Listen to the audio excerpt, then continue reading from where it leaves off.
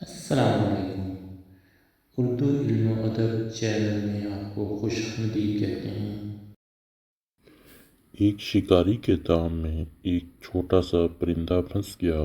جب شکاری نے پرندے کو ذبح کرنا چاہا تو پرندے نے کہا، اے شکاری، تو نے اپنی زندگی میں گائے، دمبے اور بکرے کا گوشت بہت کھایا ہے، مگر تمہاری بھوک نہیں مٹی۔ میرے چھوٹے سے جسم کا گوشت کھا کر بھی تمہارا پیٹ نہیں بھرے گا۔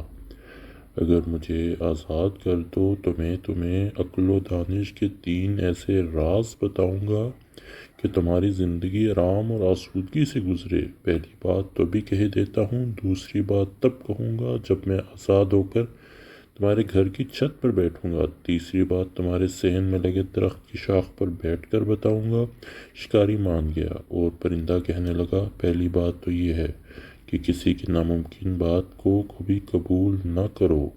شکاری نے اسے فوراً چھوڑ دیا اور پرندہ گھر کی چھت پر بیٹھ کر کہنے لگا، دوسری بات یہ ہے کہ کسی گزرے ہوئے واقعے یا بات کا غم مت کھانا۔ جو چیز ہاتھ سے نکل جائے پھر اس کی حسرت میں مت کھلاؤ اپنے آپ کو۔ پھر اڑ کر درخت کی شاخ پر جا بیٹھا اور کہنے لگا، اے شکاری، میرے پیٹ میں ایک قیمتی ہیرا ہے جس کا وزن آدھا سیر، مگر افسوس وہ تمہاری اور تمہاری اولاد کی قسمت میں نہ تھی، ورنہ اسے بیچ کر کافی دولت تمہارے پاس آ جاتی اور تمہاری کئی نسلوں کی زندگی سنور جاتی۔ شکاری یہ بات سن کر بہت افسردہ ہوا اور سر پیٹ کر رونے لگا۔ پرندے نے اسے کہا، میں نے کہا تھا نا، جو گزر گیا اس پر افسوس اور حسرت مت کرنا۔ میری بات یا تو تمہاری سمجھ میں نہ آئی یا پھر تم بہرے ہو۔ دوسری بات میں نے یہ کہی تھی کہ ناممکن بات پر یقین مت کرنا۔ میں سادہ لو انسان، میرا سارا وزن آدھا پاؤ سے زیادہ نہیں ہے، یہ کیسے ممکن کہ آدھے سیر کا موتی میرے پیٹ میں ہو؟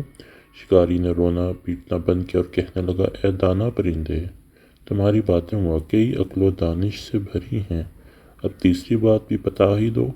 پرندے نے جواب دیا، پہلی 2 باتوں پر تم نے کون سا عمل کیا جو تیسری بات بتاؤں تمہیں؟ سو یہ کل کو اچھی بات ایسے ہی ہے جیسے سیم زدہ زمین میں بیج اگا کر فصل کی امید کرنا۔